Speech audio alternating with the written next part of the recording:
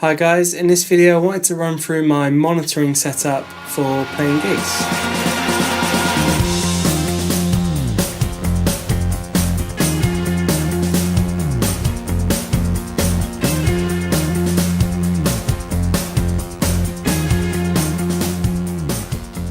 So this idea I actually saw a couple of other drummers use with the big plastic case, so I have to kind of give them credit really because I didn't come up with this idea, but I just wanted to show you exactly sort of how I use it, and hopefully that might give you some ideas. And also in this video I wanted to talk about using a trigger with the Porter Davies, either the Gigster or the BC2. A lot of people use them with microphones, and I use it particularly with triggers because I find there are some real benefits to that. Okay, so I'm going to talk you through my setup that I use for pretty much all of my gigs. So you can see here I've got the Roland TM2, I've got a little alto sort of mini mixer, that's the ZMX 52. And then I also have my Porter Davies Gigster set up as well. So the case that I use I bought from Maplin's. I think it was about £40. I think it still is now.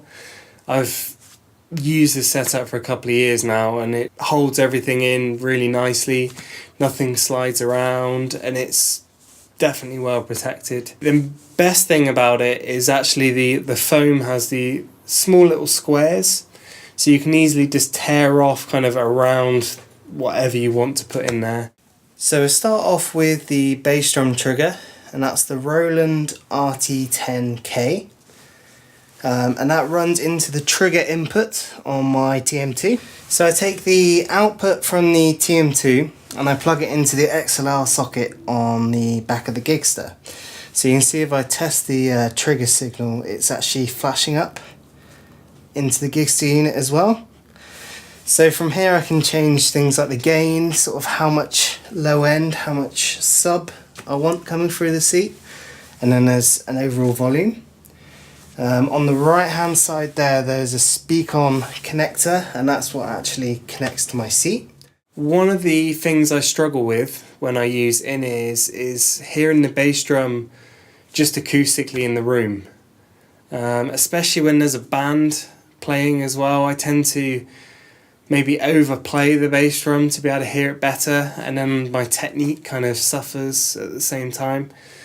So I tend to use the Porter Davies Gigster along with my in-ears, and I find it's a really great combination. You can get, it's almost like having a sub right next to you on stage, but it's built into your seat. So I started off like a lot of people using the Gigster with a regular bass drum mic, but I found I actually got a lot more sound from the bass player, especially in smaller rooms and things like that.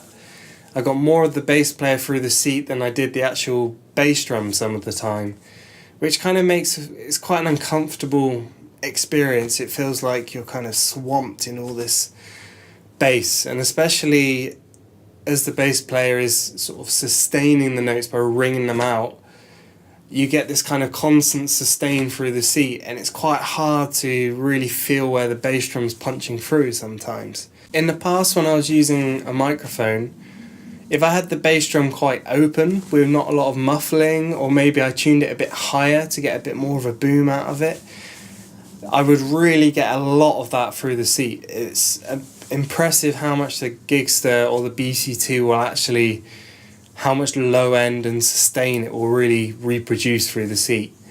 It wasn't really to my taste. I found it quite difficult to deal with that amount of low end. It wasn't a very comfortable experience. So I find by using the trigger I still get that nice short attack, and I get the same sound in every room wherever I am. That same feeling that I get through the seat is consistent from gig to gig, which is, I find, just really simple and easy.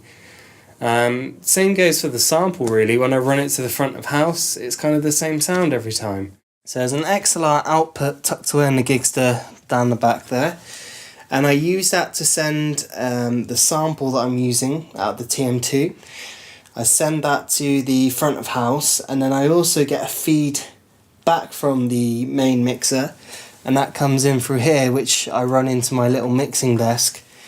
So then that way I get the control of having the Gigster driving the seat to give me a nice subby low end, but I also can hear the kind of definition of the sample as well by kind of balancing it on the mixing desk. So I hope you enjoyed this video and got something out of it, and maybe it might inspire you to have a go at making your own setup. So all the products that I use will be in the description below.